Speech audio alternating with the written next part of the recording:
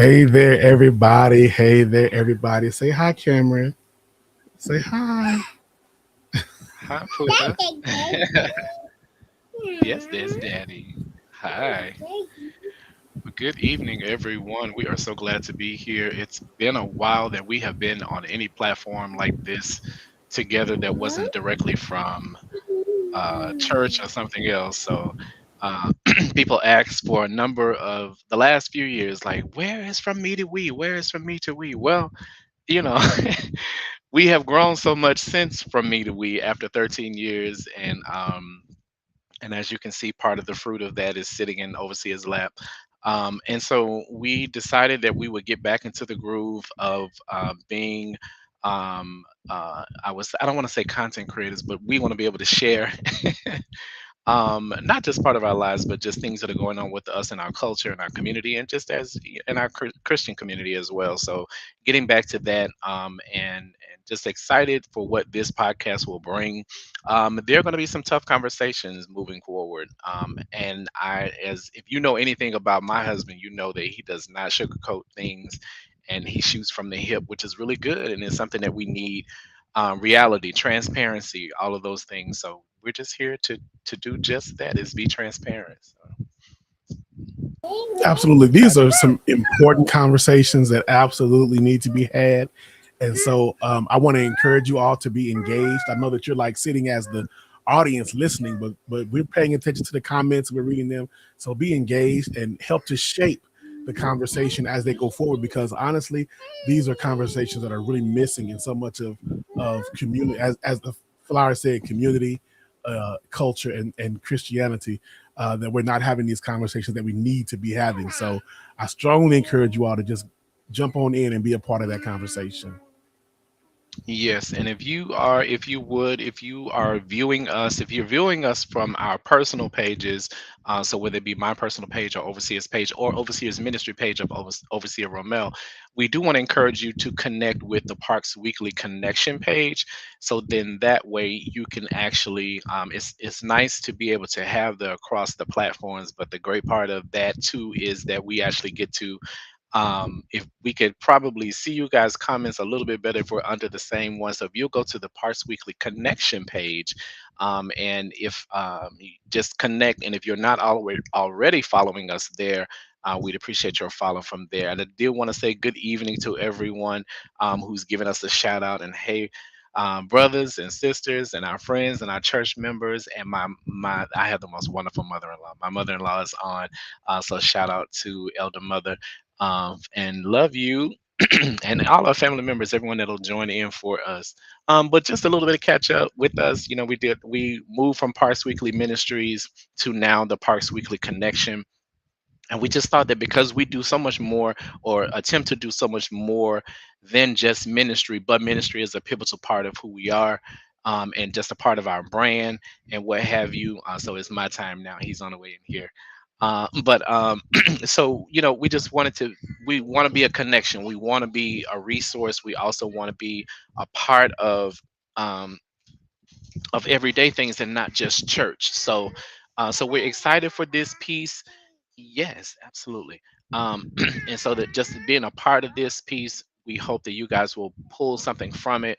And when this is all said and done, I mean, hey, please, please, please reach out, give us some feedback on it. Even if you think it's something, there's no such thing as it's all constructive. For us, it'll be constructive. So whatever feedback, and this is our first time in a while being here together in this capacity. So just let us know what you think after it's all over with. You shoot us a message. For those of you who are closer to us, send us a text or inbox. So we're excited about what this is going to bring. Uh, One of the things I think, maybe you can share what it is that you have been up to the last couple of years, aside from Little Man here. What else is going on with you, Overseer? So I have quite a few things going on. I have quite a few things going on. So like what do I mention first? So many of y'all know I'm the spiritual leader of the sanctuary. We traditionally call it pastor of the sanctuary in St. Louis, Missouri.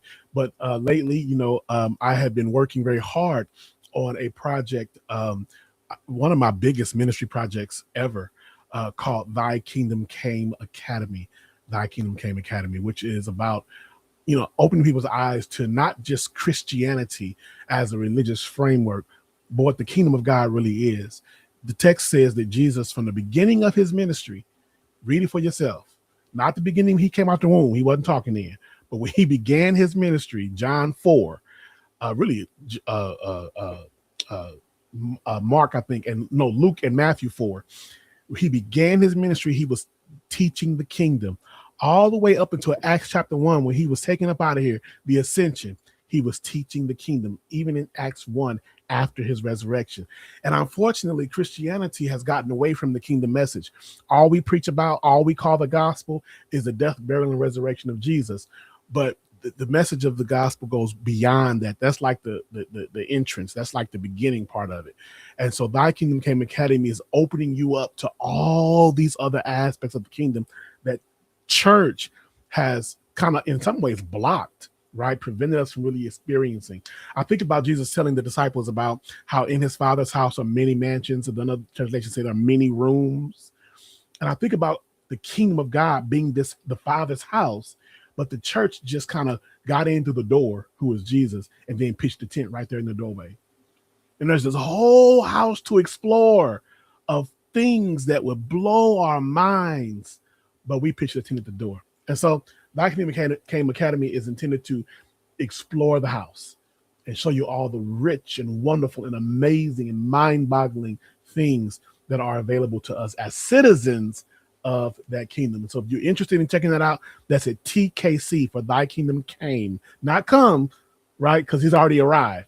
So TKC.academy, TKC.academy. And we'll talk about it briefly at the end as well, and probably put it up on the screen for you too, but TKC.academy. I'm also in the process of bishopric elevation. Many of y'all are aware. You may have seen the flyer posted on social media. But this year, God willing, at our convocation of the organization of which we are a part, the Church of the Everlasting Kingdom, I'll be designated as an auxiliary bishop with the intention of consecration. If, as we said, the Lord delays us coming and the creek don't rise, the intention for that consecration, we're looking for that being around 2028, all things going well. We can never forecast such things, but all things going well, 2028. So I'm excited about that. At the same time, like, what did I get myself into type thing? But I know that's what's next in ministry. And so I'm looking forward to what I'm look like. Absolutely. You're already doing the work anyway, so this is almost just a formality. But yes, we are excited for those of us who are members of the sanctuary and those who follow Overseer. Honestly, I started to say around the country, but around the world. Really, he still has people that's my pastor, and they live all the way in Japan, and I'm like, you ain't even joined as a member yet, but okay, you welcome into the fold, into Overseer Romel's world, or we call him Bishop to B's world. So I'm just Your excited for him in volume the is getting ministry. wonky. Your volume is getting a Is little it wonky. So speak up. okay? Is that better? Does that help? You sound okay right now.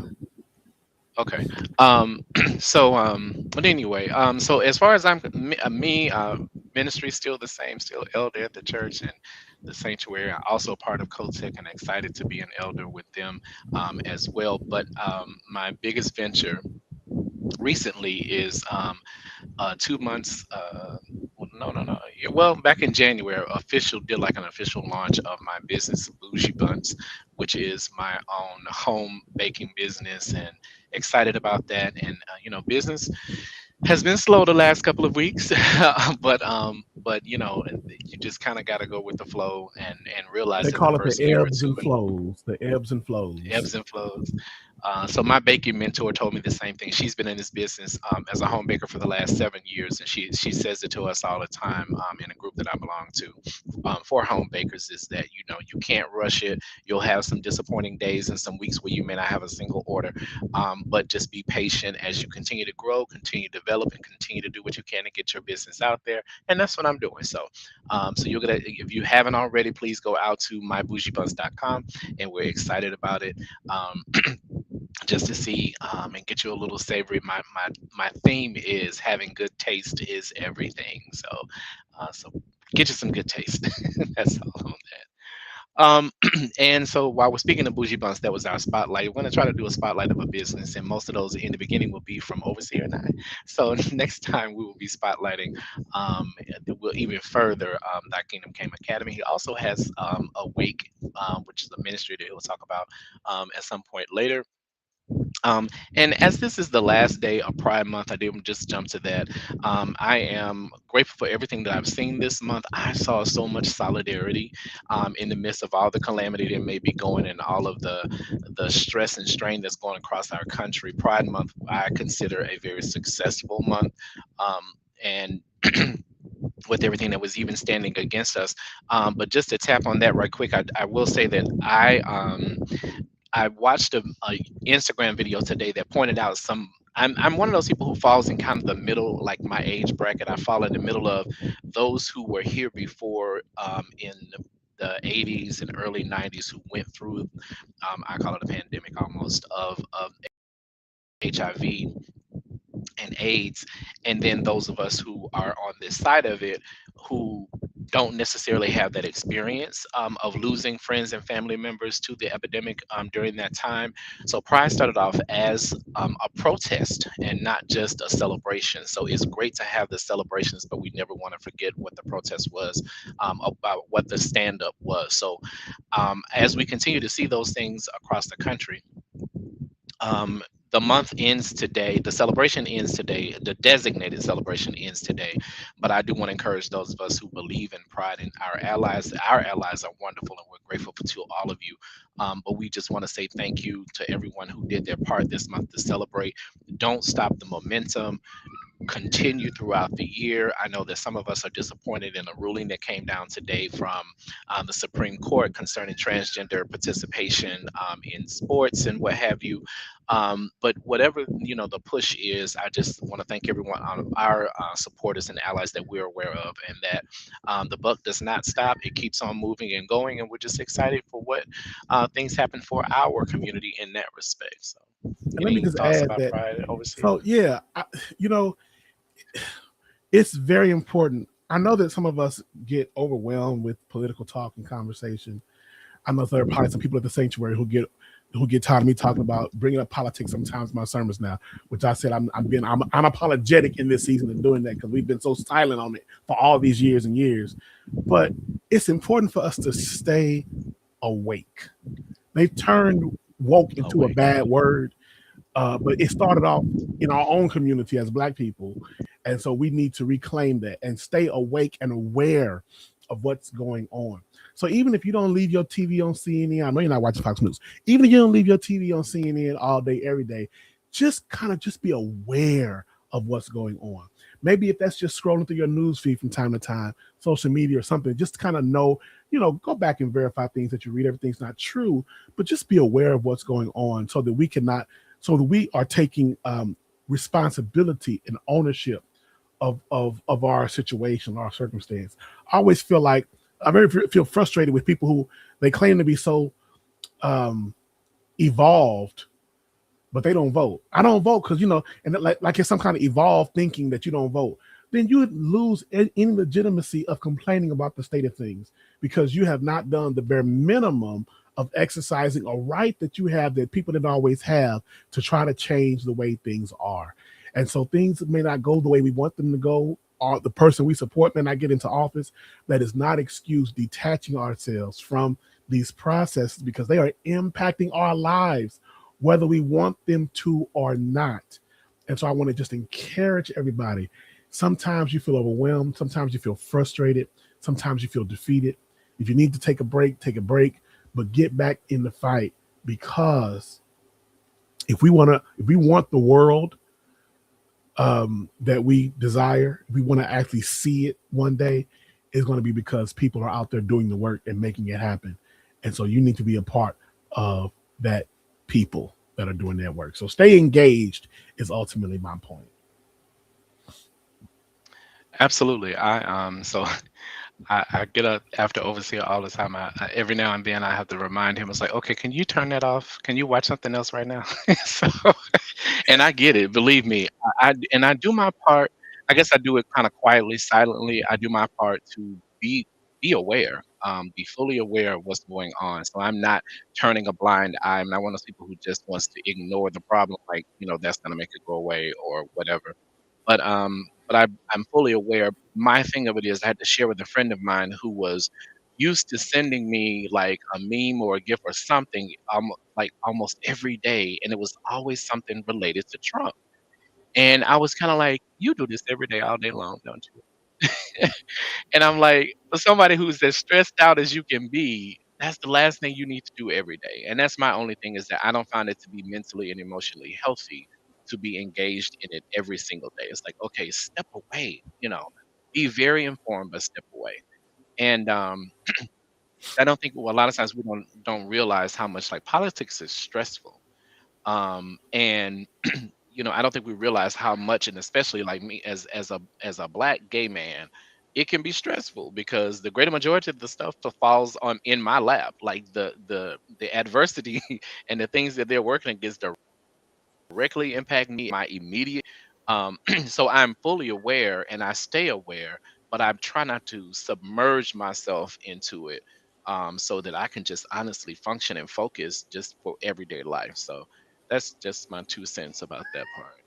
Um, and so in the middle of all of this, one of the things that has happened with us lately, that we're aware of and in our community is, what I won't say I coined it as, but a couple of months ago, I just like so a major um, spiritual leader in the affirming community stepped down from being a spiritual leader, and Overseer actually did a video concerning it. It was quite a deep dive into it. And if you get an opportunity, please go out to his YouTube page and you can actually check that video out as kind of a response. But my heart broke when it happened for the members that were following the spiritual leader.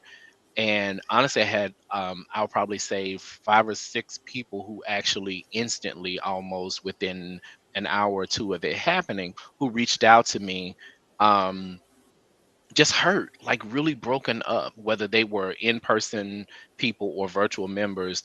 They were really hurt and broken by this individual stepping down and then renouncing affirmation. So yeah, Um, just to clarify, he didn't step down. He's still in ministry. He just is no longer affirming LGBTQ affirming. Well, I meant from affirmation, yes. For Gotcha. so stepping down from affirmation, um, and and I guess that's the thing is like, okay, well, if he made a personal choice, and I'm sure there's somebody out there where you're like, well, he knew that it was a sin, and he was stepped away, which is the premise of what it was that he said. Um, and I just, uh, yeah. So I coined the phrase. The thing that got me, I used this term before, some months before that, in some conversations that I had online with some people in other areas. But when this happened, I was like, okay, this is just another homophobic homosexual.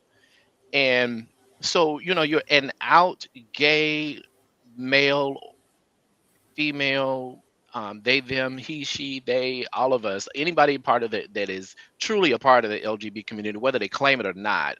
Um, and I just don't like the term queer, but if they're queer, if you will. Um, but this I'm is not a someone that huge fan actually stepped either. down. Yeah, it's the background we came from. Queer was a slander years ago. And I know we try to treat it like, okay, like, oh, we're gonna flip the N word. I cannot. So but this individual stepped down from affirmation and just devastated members, just devastated, that it was a mistake on their part, that really and truly blah blah blah. And honestly, just a couple of weeks ago, which is when I brought this up to Overseer, actually hosted a YouTube conversation with some other spiritual or former, I don't know if they're, well, I imagine they're still spiritual leaders in their own respect, but they stepped down, like another female and 2 other males, that's actually got together, had a conversation, about them stepping down from affirmation and how they resurfaced and now know or have reaffirmed that it is a sin and blah blah blah. And I didn't mean to take any joy out of it, but I did. I'll just be transparent and honest. I took joy out of the fact that it was poorly attended. People were not receptive to over the overwhelming response was not in favor of what they were standing for. Now, mind you, it is totally their business that if you made the decision for yourself, but the whole thing of it is that you're trying to now push an agenda that we know that mainstream straight church is that we're all going to hell and blah blah blah, which we know better. And it did not get off the ground. It really didn't. I watched a few minutes of the back play of it, but I didn't want to give it a like or a love or any I didn't want to give it any traction. But it really didn't get off the ground, and I don't see, like, this person had a very large following, and the following has really fallen off. I also think that people that have these spiritual leaders that have done this are not being welcomed into, and I knew this. We know that they were not being welcomed into mainstream like they thought they were going to, or like they want to. They still see you as a gay or lesbian, um, transgender person, and they'll pat you on on the head for stepping away and coming out of sin, but they're not going to welcome you into the fold like that.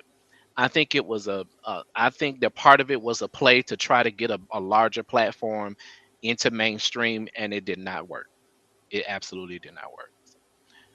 Overseer, any response before I keep going on? I mean, I'm not gonna try to, like, I don't know what the reason was. It could be, it could have come from a sincere place. It could have come from a grift. I don't know. I'm not even gonna try to guess. All I would say is that we cannot represent the walking embodiment of truth. Sanctify them by your truth. Your word is truth, right? And who is the word? Christ himself is the word. The word became flesh. So we can say that Christ is the truth in flesh. We can't claim to serve Christ, who is truth, and not be living in our own, right? And not be doing ministry in truth. And so we have to be honest about who we are. We have to be honest about what we believe. My one of my challenges, and I mean, we'll just say the name, Keith McQueen. I'll just put it out there. We talked about, one of the things I don't like people when if we're so generic that people don't know what we're talking about. Like, what are you talking about? It's like somebody says, "Oh my God, I'm so hurt," on your Facebook post, and it's like, what are you talking about? Like, I want to, like, commiserate with you, but I have no idea to what you're referring. But if you all go, you'll look at my page and you'll see exactly, not my page, but my YouTube, and you'll see what we were talking about. But ultimately, a person's theology is what it is. If it changes, it changes. But the challenge is, at what point did it change? Right? Because based on what I was hearing, this had been shifted years ago, a couple years ago. But you've been pastoring people for years since then, which means that for years you haven't been walking in the integrity that these people had believed that you were walking in. And so it's like, how do you lead a ministry on that basis? And so I think it's very important that, honesty, integrity. And at the end of the day, if people leave because you're being honest about who you are and what you believe, let them go. If this isn't hearkening back to this past Sunday sermon, I don't know what does, right? Let them go. We can't not be who we are. We can't change. We shouldn't try to change who we are in order to be accepted by other people. And again, I can't put purpose or reasoning on anybody else, so I don't know what Keith McQueen's reasonings were. That's between him and God. All I'm saying is that for us, we have to walk in integrity and say, ultimately, if I succeed in ministry by human standards, if I fail by human standards, I will still have succeeded by kingdom standards if I am being faithful to who I am. No, be faithful to God. Yes, but the God who called me knew who I was when he called me. So why would I try to be somebody else who was not the person that I was called as? Right. And so if anything, that should set some of y'all free, because we can't be spending so much time trying to be someone other than who we are in order to fit the mold that other people and then even the culture of the church has set for us, that we're not living authentically ourselves. And so I think we lose something powerful when we stop being who we are. And when we stop believing what we believe. It's one thing for your thoughts and beliefs to change and evolve. Mine changed from being non-affirming to being affirming. So as we grow, we do hope that our thoughts and things change. But something just didn't seem authentic to me. I think that it's important to be authentic and to do whatever you do with integrity. Because when you do that, then you can say, Lord, whatever becomes of it is what became of it. But I did the best I could to walk this thing out. And ultimately come what may, whatever the price may be. So, is it internalized, to go back to the topic, is it internalized homophobia? I don't know. One thing I can say is I know that he has a history. Keith McQueen has a history in the Pentecostal church. So let's not talk about Keith McQueen anymore, and let's just talk about the Pentecostal church. Very, very sexually repressed, very, very judgmental. And so I can see how people who have gone through it, because I was raised Pentecostal myself. I can see how people who have been very firmly shaped by that faith experience could be dealing with long-standing emotional, mental, and religious trauma as a result of it. And so even as some people may be frustrated or hurt by the choices that any individual has made, let's remember that much of that is coming from a place of their own traumas that they still haven't been healed from. It's one thing, what's amazing to me is how we can spend our lives as clergy persons ministering healing to other people while we ourselves are broken into a million pieces. It's like trying to preach through your own pain, prophesying goodness and mercy to other people when you feel like your whole life is falling apart. And so we have to be careful that we don't, as the commercial say, let the smooth taste fool us. I think that was Schlitz malt liquor back in the day, and make us think that just because they preaching good, that all is well with them. And unfortunately, we so much of what we call discernment, people aren't discerning stuff. We just falling for the hype. But are you really discerning that somebody's is in despair and suicidal and this and that? No, you're just kind of going for the hype. And some people, preachers especially, have mastered the art of putting on a mask, right? And so if your discernment isn't able to see past the mask, check your discernment. So Right. that's my two. And I think one of the sad parts of that is that he actually made the statement, and I can't remember the exact words, but he made the statement about like the couples that he married. He wasn't really. What did he say? Basically, he didn't really mean it. Like it meant nothing to him. It was just like going through a formality, and I was devastated and hurt by that. Like, and I guess because especially for LGBT people, the fight was so hard.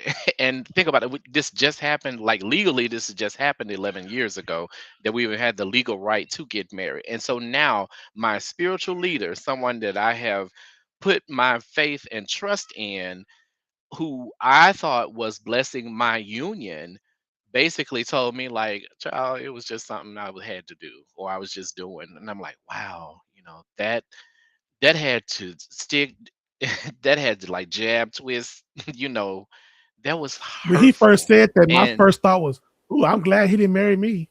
Not like at marry me, but all, perform my wedding ceremony." with the ceremony, yeah. And I just, that was devastating. And I'm not, and he didn't marry us, thank God. But I was really devastated for the people that, and I'm sure some people, he may have even done so didn't really even know them. Like I appreciate that overseer and I really don't. If we don't know you or have had some type of counseling with you, we don't just up and marry people just because you sent or want to pay us to do so, because we really want to put a stamp. If you're wanting us to put a stamp on this is something that we've got to have some type of connection. We've had communed with each other. You've gone through counseling, like it's a process versus just out here just marrying people.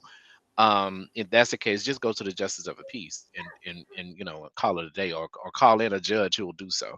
But yeah, that was just a real devastating piece, I thought, considering everything that LGBT people have gone through. That was really, I can imagine that would have been really hurtful. And then those who were actual members, like, wow, it's just, it was crazy. So And it but bothers me and as an affirming leader, because you think about how much we are trying to make the appeal to people come out from those non-affirming spaces that don't love you and don't accept you, and come over here and be vulnerable again.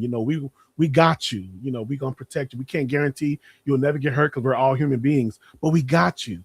And then they come over into the affirming movement, and it's like a bait and switch, like the rug get pulled out from under them. That's I don't even have the words. I don't even have the words. right, And so I know for some people, it's like their stop into an affirming church is their last attempt before they the are done with last Christianity attempt, altogether.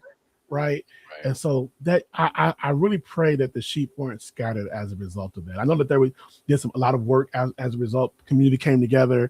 I know that Bishop O.C. Allen down in Atlanta led some healing things. I believe it was Pastor Jody.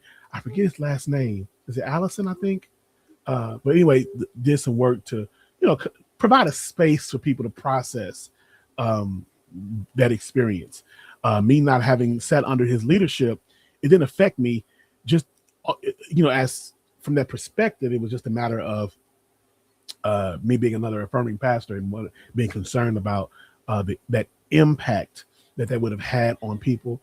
But I was glad to see those who had more connection with him in his ministry be able to reach out and provide a space for those who may have been hurting as a result of that. So I give a hats off to the affirming community for being able to come in and hopefully, to the extent possible, repair any damage that was done by that. Absolutely. And then even if your And I theology was changes, it's a matter of how do you go about doing it? How did how you go?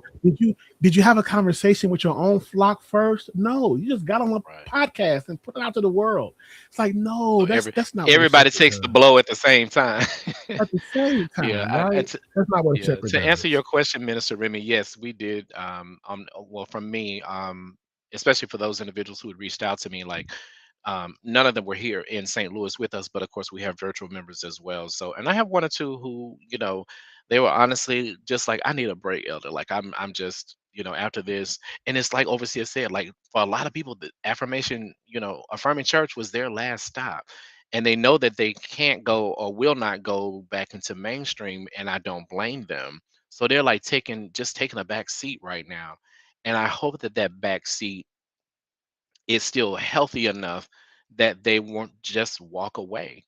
Um, I'm two of the individuals that I know. I feel like their faith itself was definitely strong enough that they're not leaving God, but church might be a different thing. But yeah, I offered virtual membership. I'm always pushing pushing the virtual membership period. But I do hope that people will get to where they need to go. And we'll be honest, it's just like Overseer discussed a few seconds ago about Pentecostalism. And a big part of Pentecostalism is that a lot of people does just there for the bump and the shout and how well the spiritual leader is speaking in tongues and how the cadence goes and the rhyming and all that kind of stuff. So it didn't affect them as much because they weren't really connected. They tapped into the hype of the church, and the look and the shout and the bump. Um, so it didn't affect them, and they just moved on to the next church. Like there were a lot of people are church hoppers anyway. So in that respect, let's just say that there's a couple of different types of participants, and a lot of them weren't really members, just participants who they moved on. But those who were deeply connected to, they're hurting and still the backlash from this is still going on. It didn't just get, you know, covered up right away. So yeah. So say what causes some gay people, thank you Henry for the question, what causes some gay people to return to mainstream churches and adopt views that they believe dehumanize the LGBTQ community? You want to answer? I got my answer. I just gave part of it. Well, I think honestly, I think in many ways it's a need to feel validated because the affirming community is still microscopic in size compared to the mainstream church. And the mainstream church probably has your mama in it. It probably has your grandpa in it. It probably has, your community that you're raised in, your family. They're all part of that community. And so to be disconnected from that community, even though you have an affirming space, some people can still feel like there's something missing. And so I think for many people, there's a need to feel validated by who they perceive to be the standard bearer for Christianity. And so in the absence of that, they're still going through that process of trying to change and kind of go back to this space that is legitimate for them. This space that is that carries weight to them. I think that some people still think that the affirming church is just playing church, but the real church is over here, which is interesting to me because if the real church is over there, why are there so many of them? There's United Methodist, there's Christian Methodist Episcopal, there's African Methodist Episcopal, there's Episcopalian, there's all sorts of Presbyterians. I mean, so that there are a million denominations, but all of a sudden the only one that's playing church are the affirming Christians. But that's because we have this idea that because they make up the non-affirming, make up a majority, that we've kind of been delegitimized based on the numbers. And so I think that has a lot to do with it, this need to feel legitimized by who they would think is an authoritative source. I also think about I think the same thing applies to how, I'm probably gonna get in trouble for saying this, to how so many churches try to adopt the Roman Catholic way of doing church. We got to all be in the nice ceremonial vestments and all, dolled up the way they do it. And when the Catholic have a mitre, then now I got to go get a mitre. And the Catholic has the censure, now I got to go get a censure. Because even though we've broken off from the Catholic Church, we still view them as a legitimate original. And so we're trying to duplicate and follow that original. And so I think that same kind of pathology answers your question, Henry, that there still needs to be, I think, a deeply rooted sense in the legitimacy of the affirming church that we still haven't fully let go. It's almost like, yeah, we're in Canaan, but Egypt had a pyramid. Yeah, we're in Canaan, but Egypt had a palace, right? There's still this idea of we just kind of out here, but back there they had this. Yeah, but at what price? I'm not willing to pay the price of returning to my own vomit, returning to slavery. I am free. But being free means now I have to build my own pyramid. And I don't even want it to be a pyramid. I'm going to build a cube because as long as I'm building something different, it may as well be different, right? So I'm not going to go to Canaan and try to rebuild what they had in Egypt.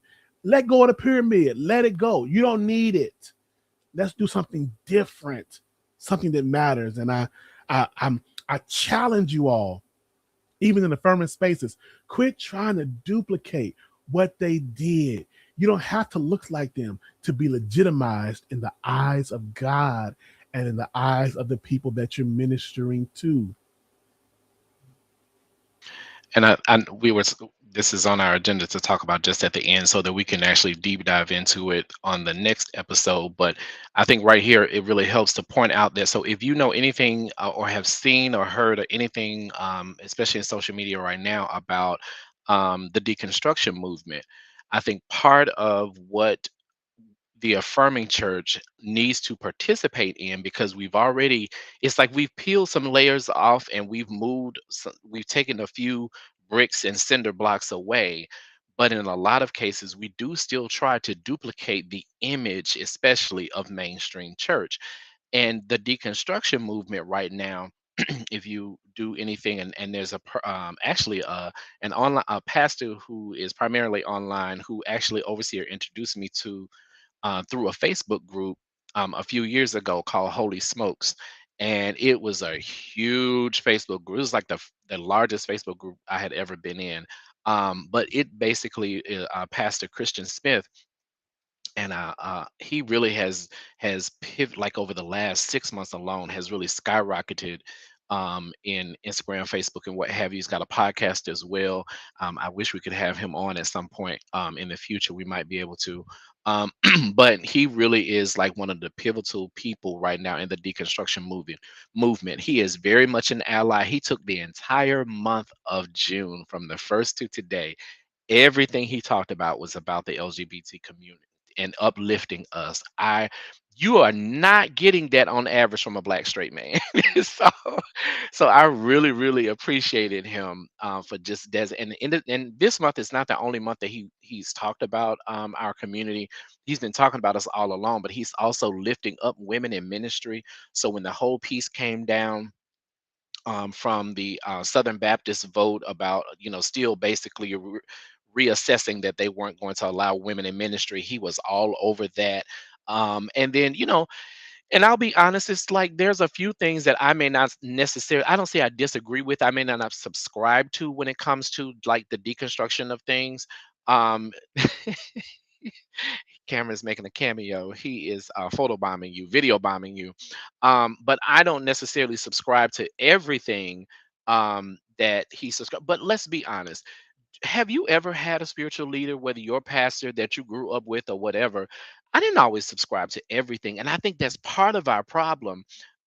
Is that when a lot of people, especially for those who leave mainstream church and come to an affirmation, or come to affirmation, whether they come to a church or not, are looking for it to be perfect. Like I've got to absolutely agree, and that's what happens a lot with church hoppers, what I call church hoppers. As soon as the pastor or the spiritual leader says something that they don't agree with, then they're out and on to the next one. Really? Um, because and transparent. I haven't always agreed with everything that overseer said, and I'm married to the man. And he's my spiritual Excuse leader. I me. don't try it. I'm kidding. Uh, but you challenge us to challenge, and so and so we do have to come to our conclusion, even though he is an amazing teacher and a great spiritual leader. Is already walking in bishopric, if you ask me. Been doing it. He is all of those things, but I haven't always, I will say conform to, and I don't want to say agree with, but I don't necessarily conform to everything that he's ever really, said. And I think that's okay, because when I don't, then I have questions. Like Minister Remy, who's laughing, who's on here laughing right now. If I have questions, then I have questions, then I can actually ask those. And for me, most affirming spiritual leaders that I know are very welcome to questions, because they realize where most of us have come from.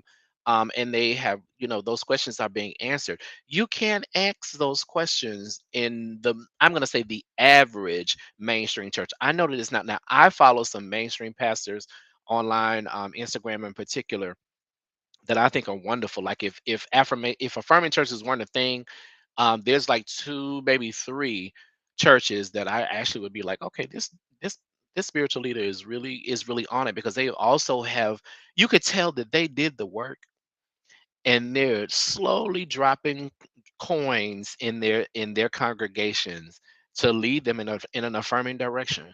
And not just for LGBT people, but for women in ministry and what have you. And two of them are Baptist churches, National Baptist, of course. But but yeah, and so I know that the work is being done out there in mainstream world. But just like it didn't happen overnight to get to where things are, is not going to happen overnight that things are going to change in the direction that they really should. If we say anything about affirmation, affirming churches is what we all should be. It really is what we claim that Christianity was, or that Christ was to us or represented to us, is what affirming churches are. It's not just about, a gay church. Like the sanctuary is not a gay church. We're an affirming church. we have at shoot, at one point we had just as many straight people as we did gay people. um and so it truly is about being Christ centered, and everyone being welcomed and affirmed, not just welcomed but affirmed. So, you want to tap back in? Yeah, and just on this idea of deconstruction. So uh, it there are things that in the culture, part of what we want to talk about through the course of this podcast is culture, and there are things that sometimes become enculturated, right? There's a trend, and deconstruction over the last 5 to 7 years has become a trend. And sometimes I wonder, do people actually even understand what deconstruction is? Because especially people who are attacking it. I'm like, the way you're describing it, that's not what deconstruction actually is.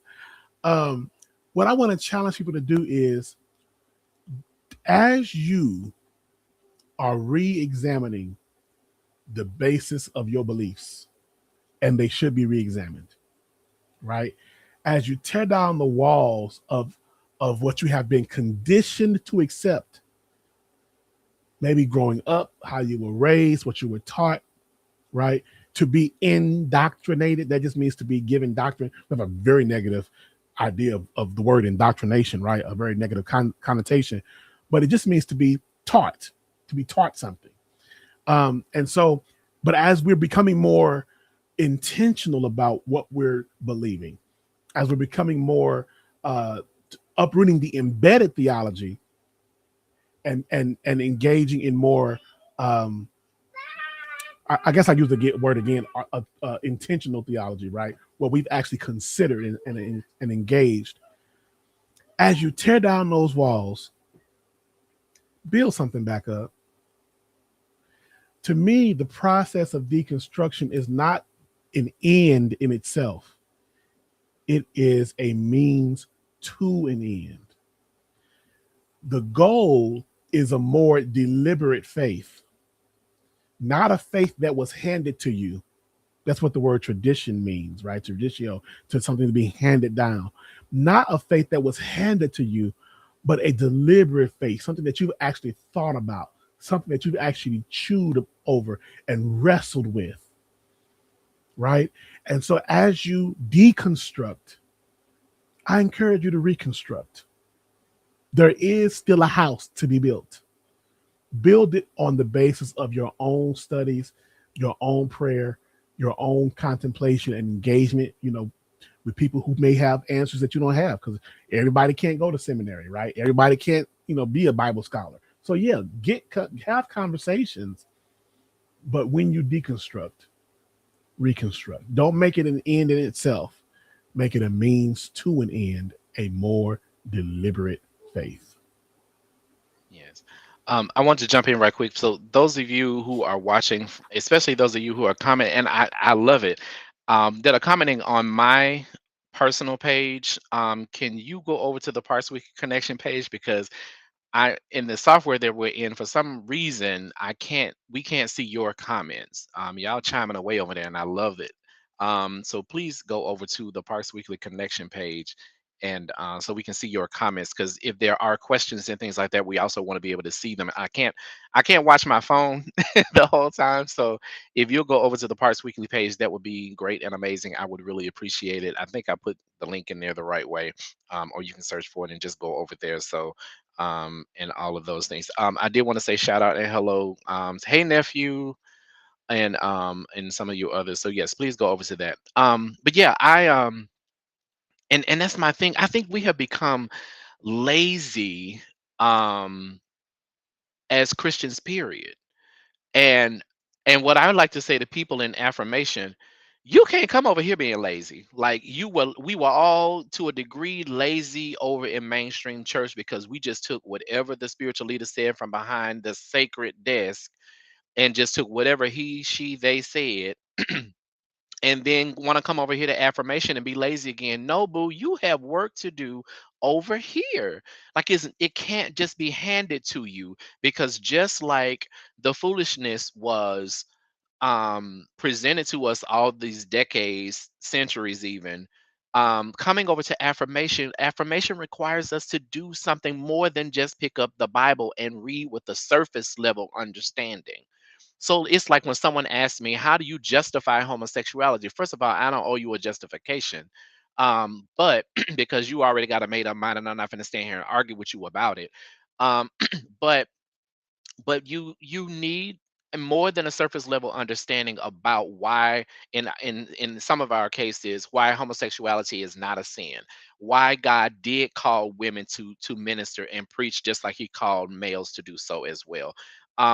And so I just want us to get an understanding. So like if you're an individual now who's watching or will watch this and you're in a mainstream church and you know that um the mainstream church is not, you're not even a gay person, you're a straight woman, you're a straight man, and you realize that where you are now is not working for you, and that you need more of an affirming ministry, because an affirmation is it's an element when you're not in an affirming church.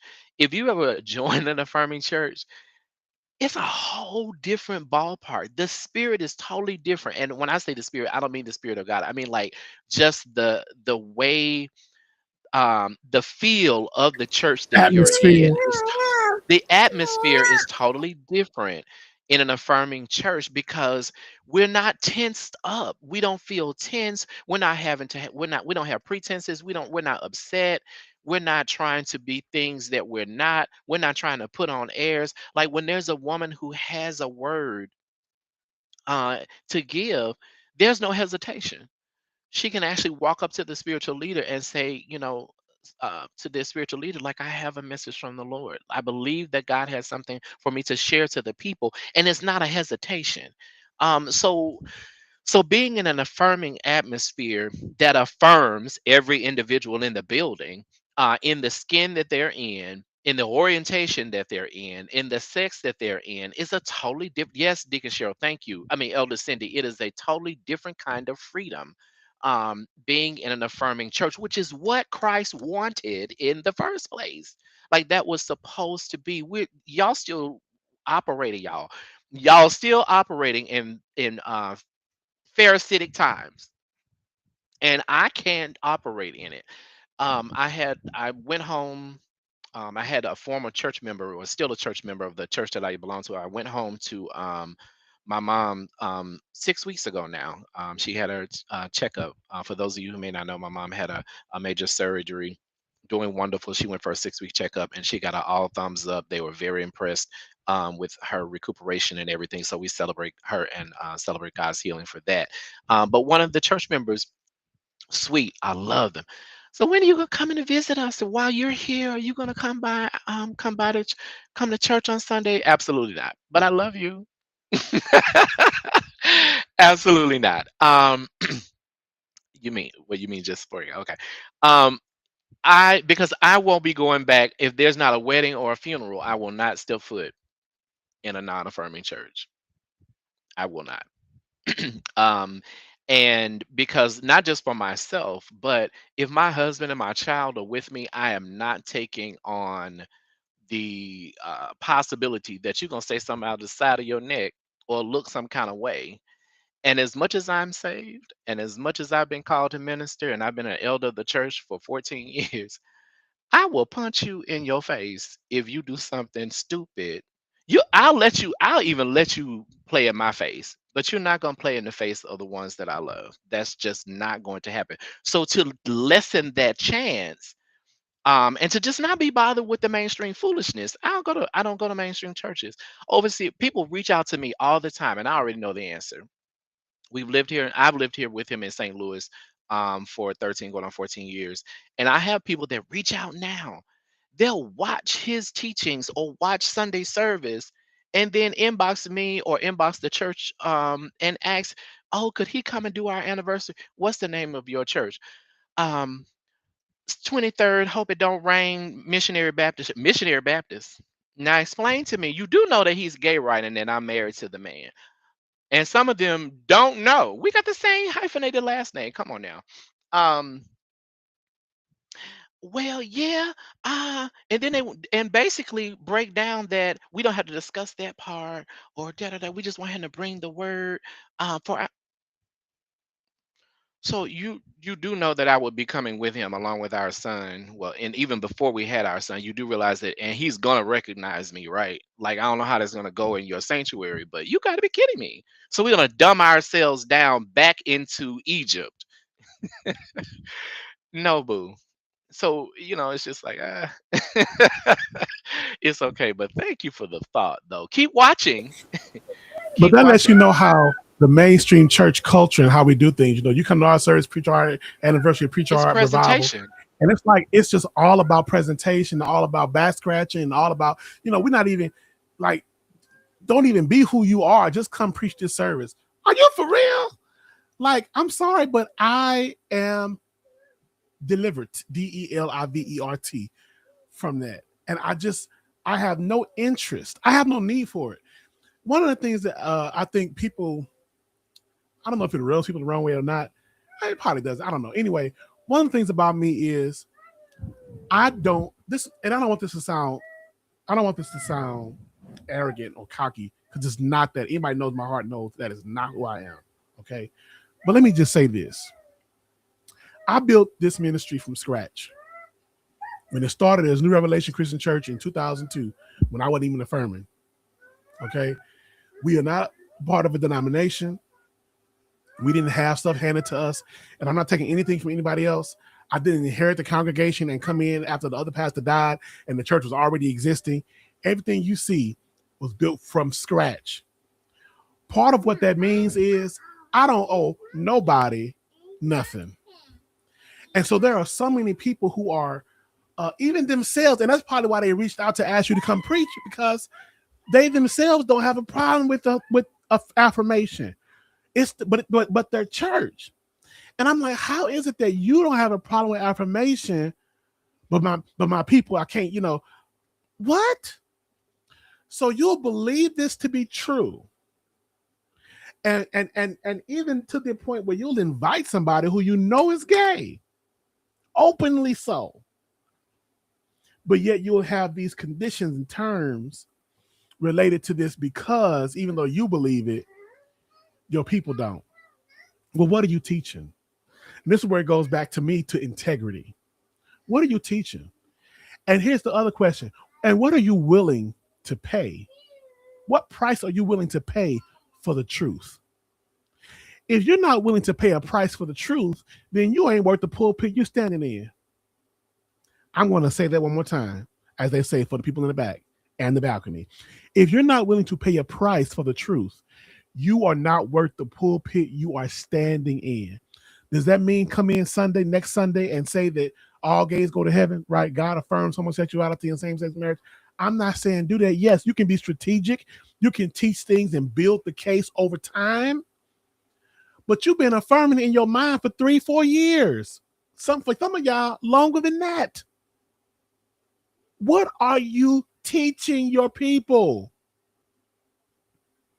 I'm I'm I'm I'm I'm disappointed and I'm irked by the culture of the mainstream church that acts like that's okay. That acts like that's okay. Well, I was hired into this church, so I can't just change it. What are you teaching?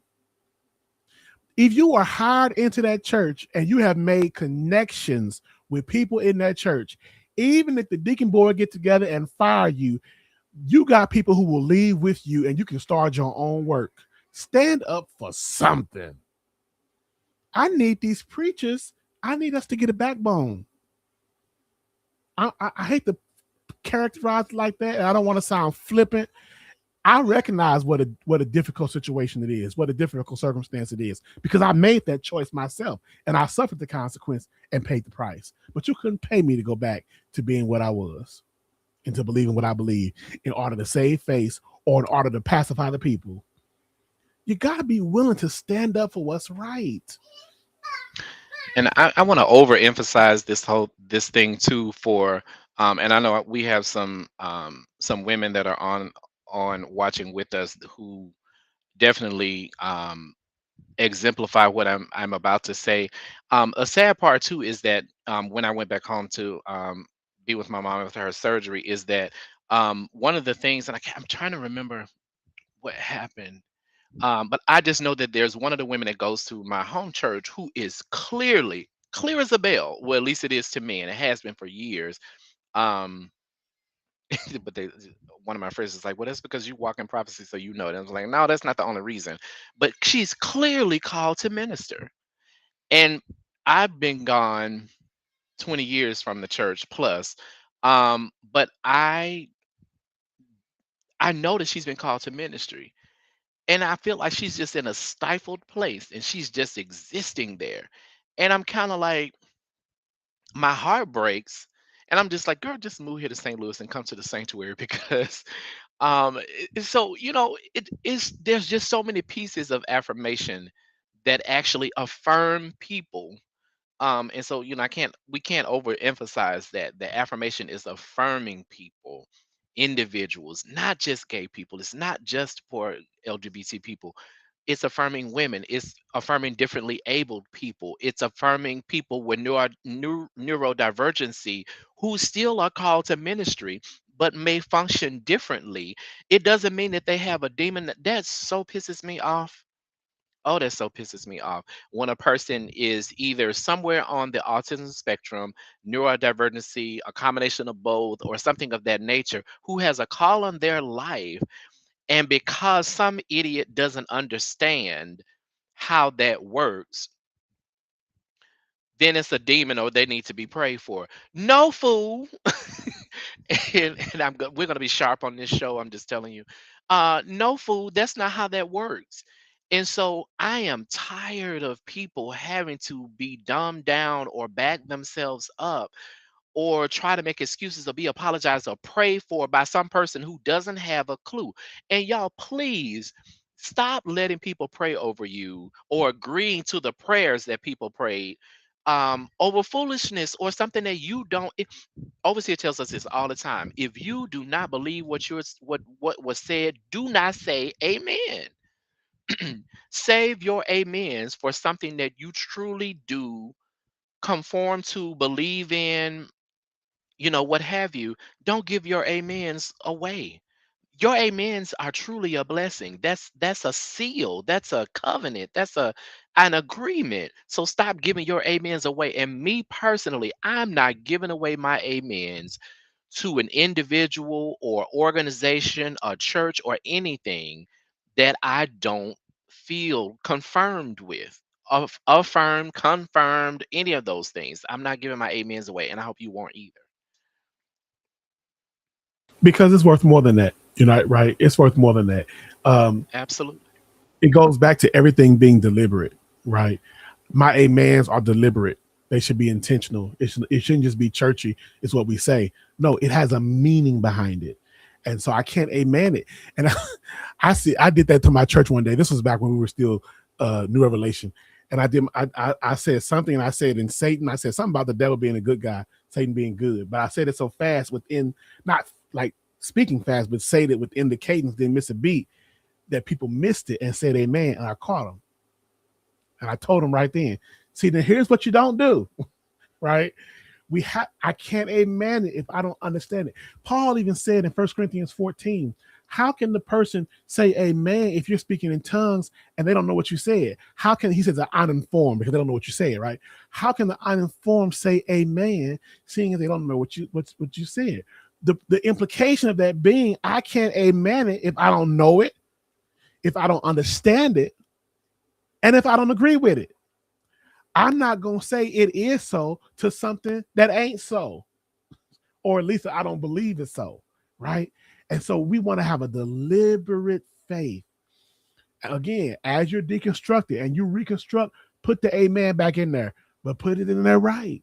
Having a deliberate faith. We're no longer doing things on autopilot. Please, saints, take your faith, take your Christian experience off of autopilot. This is the time of deliberate faith. We are being intentional about everything we do, everything we say.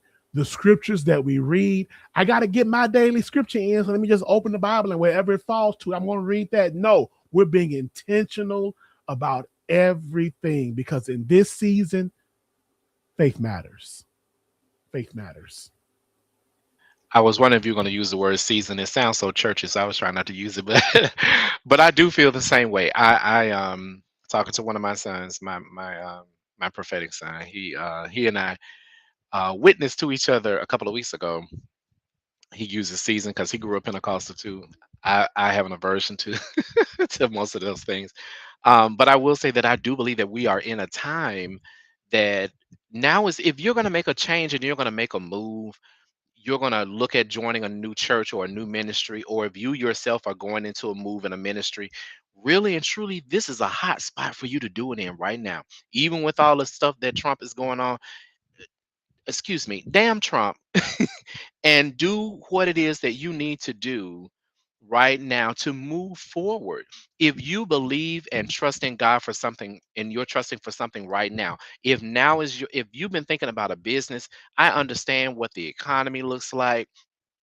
If you, you know, if you and what have you, and things don't look like financially, blah blah blah. I understand that. Believe me, we are a household that is standing on God's word because finances don't look like they there. So I assure you that now would be the time in order to make those moves. But I especially want to encourage you if you're looking at coming out of mainstream church and going to an affirming church, and it doesn't matter whether you're LGBT, whether you're a straight person or what have you, now is the time for you. Now is a good time for you to make a move. And I do just want to encourage that, like, this is part of the thing that we're going to be doing with this podcast. He's got my Pride fan. Okay, my Clack fan.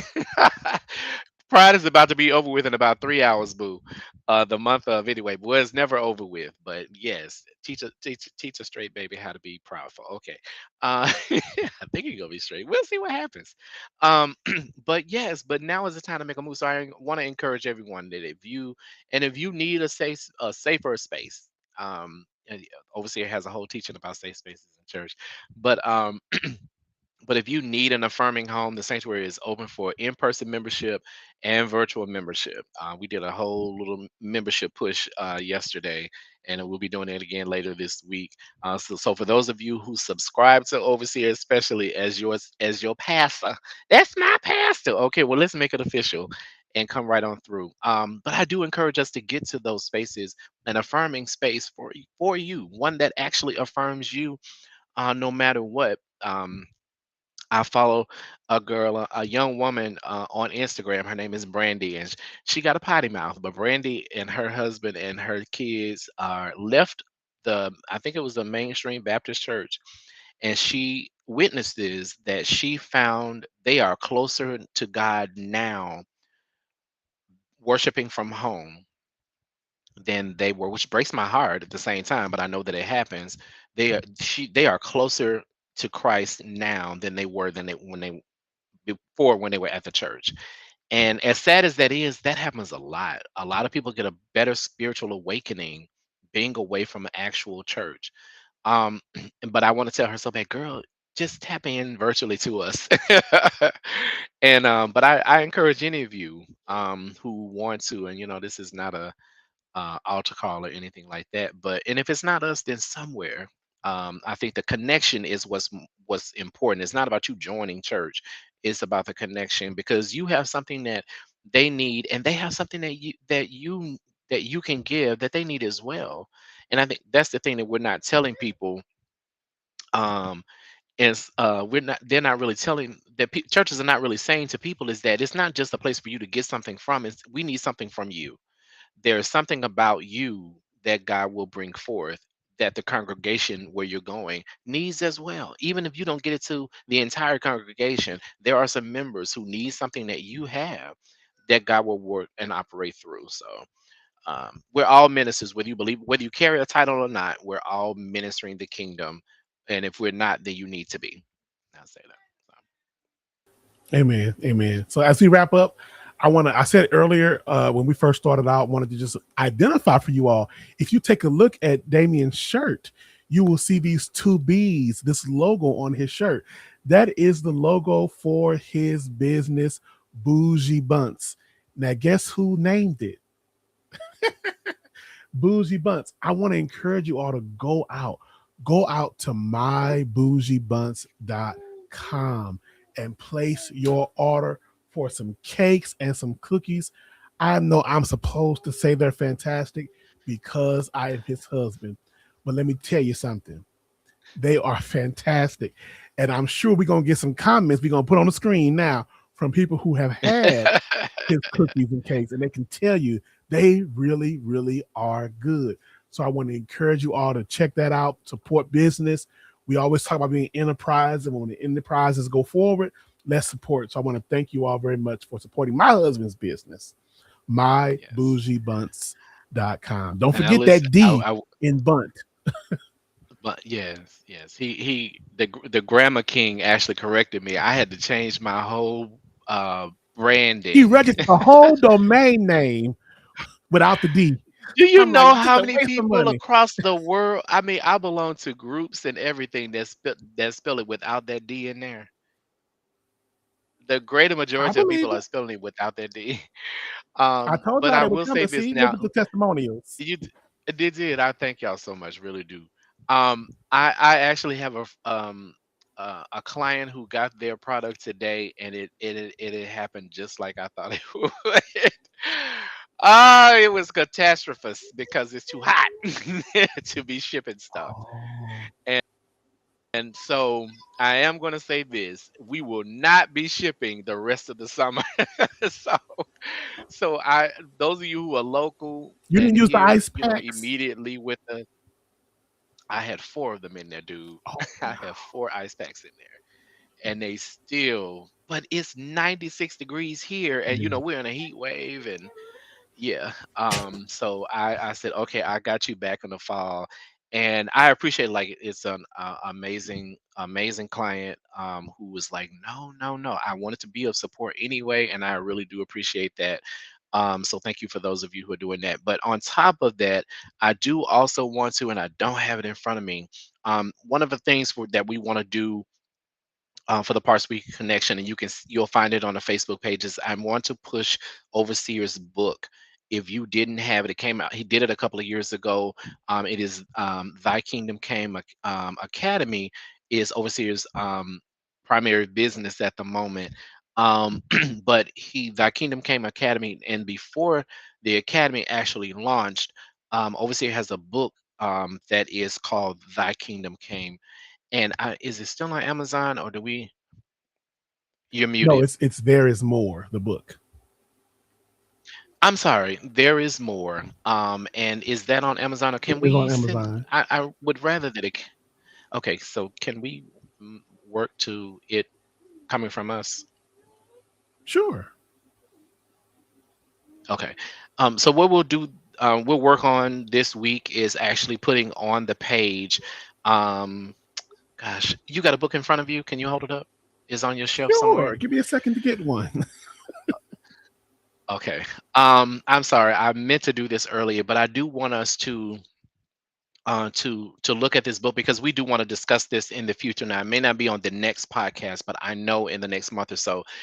For those of you who've already gotten the book and we've been through this, I need your help to make sure that you're on that podcast, which I hope to come next month with it. The it's a paperback book. It's not thing at all, but it works well with Thy Kingdom Came Academy. This, to me, this was the intro and the showing of the actual kingdom, so that how we are more than just church. And so that's the part that I'm hoping that you guys will do with us. Is actually, we're not just on here to talk trash about who need to come to affirmation, this, that, and another. We don't talk trash at all, but this is ministry minded at its core. I might slip up and cuss every now and then, but especially overseer. But we actually want this to remain ministry minded. So we are going to be pushing and encouraging and appealing to you all to actually stay ministry minded with this podcast. So there is more. Okay. So don't order it on Amazon yet, because I don't know, Amazon gets something like 60 or 70%. we're going to make provisions and get you information this week, even if we have to do like an advanced sign up thing this week to get your copy to come from us. Okay. And and so we'll have that information put out this week. If you belong to the sanctuary and you need a copy, please let us know, and we will be have you on the list for that. But we want to be able to, yes, mom, ready, thank you. Mothers are so supportive. We have such supportive mothers. um, but we want you to get this book because it's something that we want to discuss a little bit on a future podcast. Awesome, Devo. Thank you. All right, Devo, remember what I challenged you about. We talked about a few weeks ago. I have not forgotten. You go back to that link now, okay? Uh, you've been running long enough, so just come on in. Um, I'm putting you on the spot right now. I know it. But just, deal with me. And we love you already. I mean, you've been around 6 months, 9 months, something like that. But but I do want you to get this book if you have not. I don't even know how much is it, babe. I forgot. I honestly don't remember the cost. I believe it's $12.95. I believe. I don't But that's remember. on Amazon, right? Yes. Okay, it's cool. But in either case, we want you to get the book because we want to discuss that in a future podcast, which actually ties into Thy Kingdom Came Academy, which would be in the book is an amazing intro and gives you a like, well, what is Thy Kingdom Came Academy about and how did it get started? This book is pivotal to that. So we want you to get that book. And Five we'll put ninety out some nine information in actually. the next day or two. $5.99. The devil. No. Uh-uh. But no. So we will have information coming to you this week in order to order the book.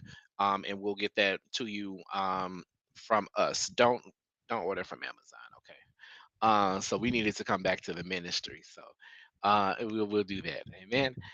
But I think that's all I have right now. We went a little. I knew we would go over an hour. So thank you all so much for those of you who have stuck around with us. And I love Elder Cindy, who I know goes to bed early. So thank you, twin. I love you. Thank y'all all for being here with us. It's been an amazing time.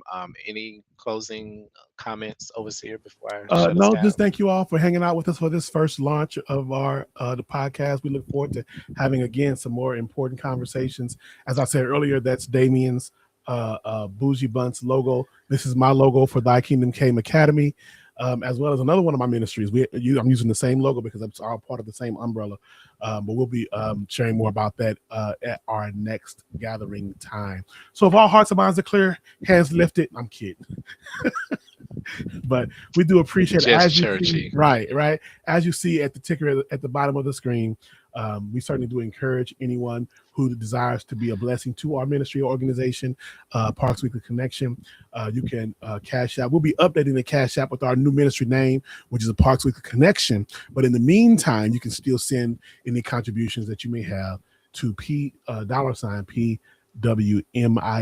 for ministries, and we do sincerely appreciate that. Awesome. Thank you all so very much tonight. And and we look forward to it. We're excited to be back. Now we're just planning to be here every other week. So we'll be back on July the 14th. So 2 weeks from today, we'll be back with that and with some more updates. And we will get information out this by the end of this week for the book. Excited. Thank you all so very much. We're glad to be back in this type of platform on behalf of the Parks Week Connection, formerly Parks Weekly Ministry. So excited for you. Thank you all so very much for joining us, and we look forward to seeing you on the 14th. Love you. Love y'all. Have a good night.